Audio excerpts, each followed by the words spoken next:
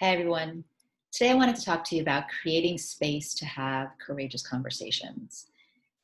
This is a really hard topic, and I would say the most difficult decision I had to make through my process was taking ownership and that ability to have the courageous conversations I needed to have with, first of all, myself, which I think is frankly the hardest. I think a lot of us put a lot of pressure on ourselves to be perfect, to meet our self-imposed expectations, which definitely I did, but also what we perceive to be expectations of perhaps our families, our communities, the people around us, where it could be our husbands or our wives or our loved ones. And what I recognized when I was going through this was I did not want to let people down. I didn't want to let myself down. And I definitely thought basically pleading to a crime would be failure, right? This is how I saw it. And ultimately, I had to have that really courageous conversation with myself where I had to own up to the fact that I did do something wrong and I needed to recognize it, come forward, take accountability for it, and then speak about it, talk about it to others, and let them know that I had done something. So I took very proactive steps. I I would say really through it was actually very healing for me because I began to call everybody in my life. I made a spreadsheet of people in my life that I'm close to, friends, colleagues, mentors, uh, people in the community that I've sat on boards with. And I really wanted to have a conversation with people about what had happened. So, how did I meet my client and sort of what progressed along the way, but also what were the bad decisions I made? And ultimately, at the end, I asked for help. And that space that I created on every phone call was really hard, excruciating, in fact, because these were people that I respected and loved and admired. And on every call, I didn't know if they were going to stand by me.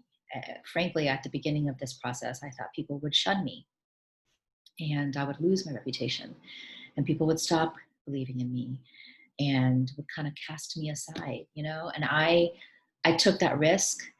I knew that I had to have this really important conversation with people and own up to it.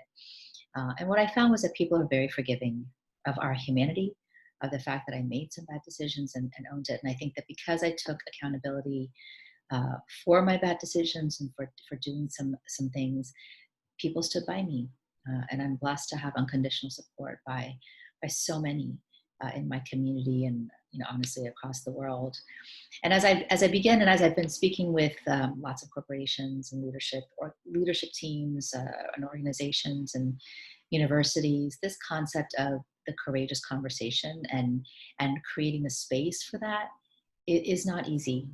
I think leadership teams are faced with a lot of struggle and decisions and conflicts and pressure, right? There's pressure to meet competition and be able to rise at that level. And sometimes corners get cut because you're trying to meet with and compete. But when you can own it and recognize that that's what's happening, and you recognize that blind spot, it's a lot easier to come and say, okay, I know this is happening. Let's have a real conversation with my team about how do we not cut corners? How do we not make bad decisions and commit to doing the right thing? And recognizing that we have these challenges. We have to keep up. We want to still be able to target our market. All of those things are incredibly important and obviously vital to the long term sustainability of a corporation. But when you create that space, which I believe requires a commitment to ongoing conversation about what this means, right? So, ethics, compliance, decision making, it's not something that's happening once a year. It's not a conversation that is sort of uh, siloed into one specific time in one specific place to be held within specific individuals once a year, even once a month. This is something that takes daily commitment and conversation, which means that leaders, all of our teams, have to be able to recognize that at any time, on any day, if there's an issue that comes up, there should be a safe space that we have created within our and amongst and around ourselves to be able to to start a hard conversation, a real conversation, a hard conversation, courageous. Because when somebody can come forward and be vulnerable and say, look, I'm having a hard time with this. decision. My supervisor's asking me to do something, it doesn't quite feel right. Right? All of those things takes first the ability to know, and the confidence that within your organizations you guys have you've created we have created safe spaces. And I think that this holds true in our families. We have to be really committed to letting our children know that there is an environment of recognition that, at least I, as a mom, I tell my kids, I don't expect perfection from you. And for me, this is odd because I absolutely expected perfection from myself as a child.